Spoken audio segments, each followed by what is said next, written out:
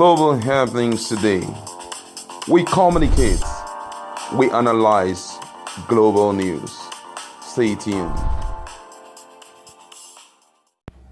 Hello guys, welcome back to our channel. We are so excited to have you again. The internet was agog today with the video of FFK, former aviation minister, embarrassing and shredding a journalist who asked him a question. To be precise, nobody really knew the exact question that was asked FFK for him to react the way he did. But the journalist has spoken up and he had made mention or opened up the question that he asked FFK and also the things that FFK has gone behind to do with his own employer. So before we go on with details of the news and further analysis, if you've not subscribed, just hit that red subscribe button and also the bell icon so that you can get notification anytime we publish our videos. The Daily Trust reporter who was embarrassed by FFK, Mr. Charles, told us that he was more disorganized and had to apologize to Mr. Fani Kayode when he heard other reporters told him right there that he should not have asked the question. He said he did not expect the former minister to suddenly jump at him. The question was, sir, you said you have gone around 6 or 7 states to inspect projects undertaken by those governors, and now you are here in Cross River State, rounding off your 1-week visit to Governor Ayade. Who is bankrolling you? That was the question Mr. Charles asked. Mr. Charles said after the incident, a security aide to the former minister walked up to him and began interrogating him. He said he had to hurriedly leave the hotel premises. The former minister, the reporter said, later called his editor in Daily Trust and demanded his sack. The reporter said he regretted apologizing to Mr. Fani Kayode over the incident. I am 53. He's not much older than me. I am not a child. I am an adult and I have children, he said. Daily Trust would be issuing a statement on the incident. Judex Okoro, the chairman of the Correspondence Chapel, Nigerian Union of Journalists in Cross River State, said the journalists union was yet to meet over the incident. Governor Yade's spokesperson, Mr. Ita, however, disclosed that what the Daily Trust reporter said to the former minister was not a question. He said the guy didn't even ask a question. The guy said, even though you have not told us who is bankrolling your trip. When he said that, the man now erupted. He was very upset. Mr. Star said, I was trying to pacify both sides. That is all what happened. And before we go on, my colleague is in the house. We are going to be looking at this in detail. But however, let me just read some of the responses of Nigerians to this. This one says, what an excellent opportunity for the often boastful FFK to tell the world how he makes an income, but alas, he blew it. All FFK could say was that he, an ex-minister, I guess he meant to say he has stolen quite some, because we all know he held no job for about 6 years now. It is also well known in government circles that FFK is a corporate beggar. He goes from governor to governor without a proposal, but to laud them and sometimes sell them a pity story of how the federal government has been frustrating his business idea. One often wonder what those ideas are. Another respondent said, 2 wrongs don't make right. Fani is a public figure, and even if that reporter's statement, no question in itself, is angering, it should have handled with tact. He tells politicians worst, and yet none pour such manner of invective on him. Steps should be taken by both parties to sort themselves out. They should be calming down now. Like that little boy said, calm down. Mommy, calm down. All right, the next person here says, if pain must come, may it come quickly, because I have a life to live and I need to live it to the best. If I had the opportunity that journalist had, I would have proven that I am truly a journalist. Someone is talking here. Now one said, criminal hiding under the quest of nonsense question. Former minister and a lawyer indeed.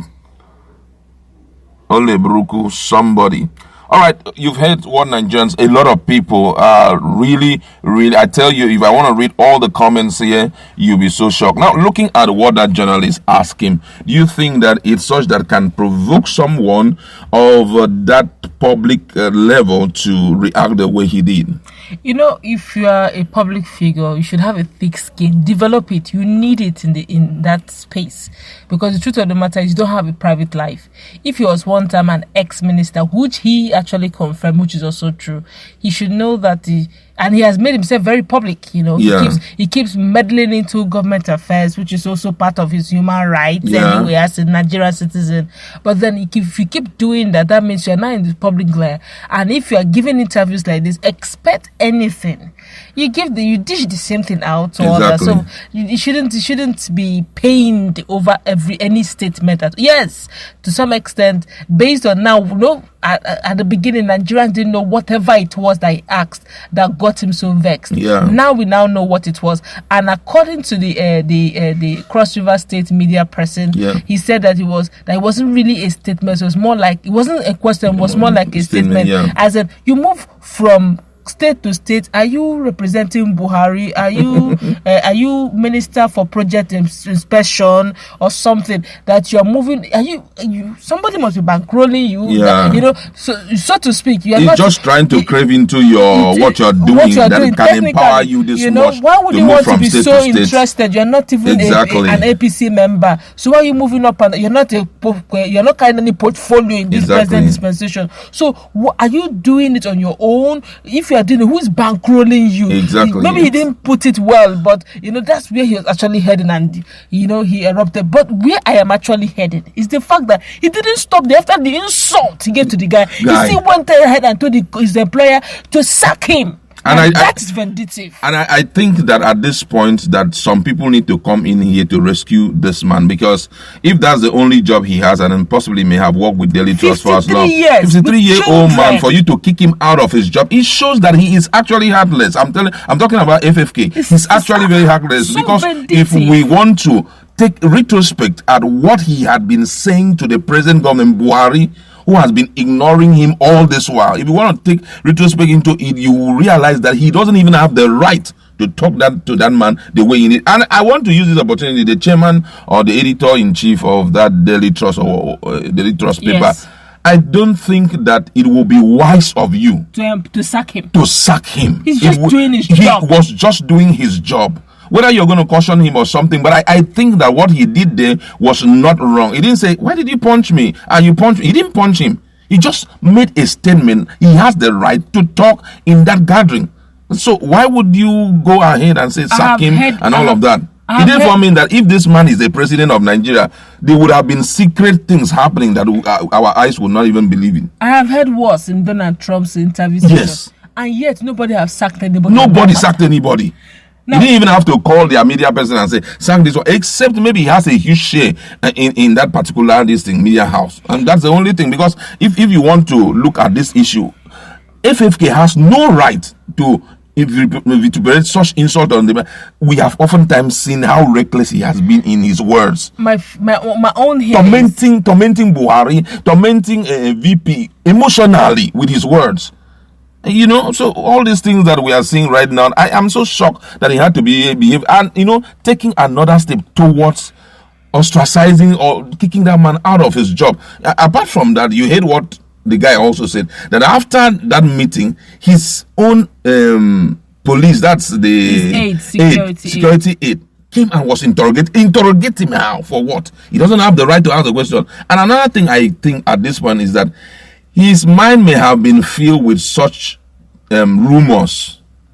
So now, he has been bubbling and bubbling, looking for who to explode on. You should know that's part of media. He does same too at some point. Exactly. But not at some point. He does it every now and then. My own case, I feel that this is the best time NUJ should come in. Exactly. Or else they're going to bastardize this issue, this profession called and journalism. will cripple journalists a great deal. So if there's anything they need to do to protect their own, I'm talking about this particular journalists who have been insulted, because if they allow this to pass, it's going to be a norm. Exactly. Where if you ask a question that goes off, they will just insult you to your generation unborn. It will not become part of the hazards of the job.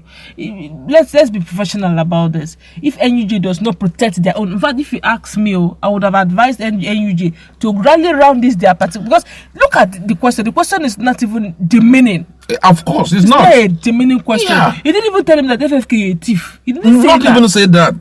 He didn't say that. He's bankrolling you because we are so surprised that you're going round. I mean, that means you're really rich. You know, that's just it. Even if it's charity, at least you just tell us where have you been making your money from? Just smile over it. Exactly. I'm an ex-minister. Are you trying to say that I can't borrow myself? Don't forget that I once was. You just play around it. Exactly. If you watch the way Baba used to do his interview at times to Obasanjo, he will turn the question upside down. If he doesn't want to answer, he will say you don't answer. Yes, just look at him and say, "Oga, that's your question. I'm not going to answer." You understand that way? Simple. But whatever. That's where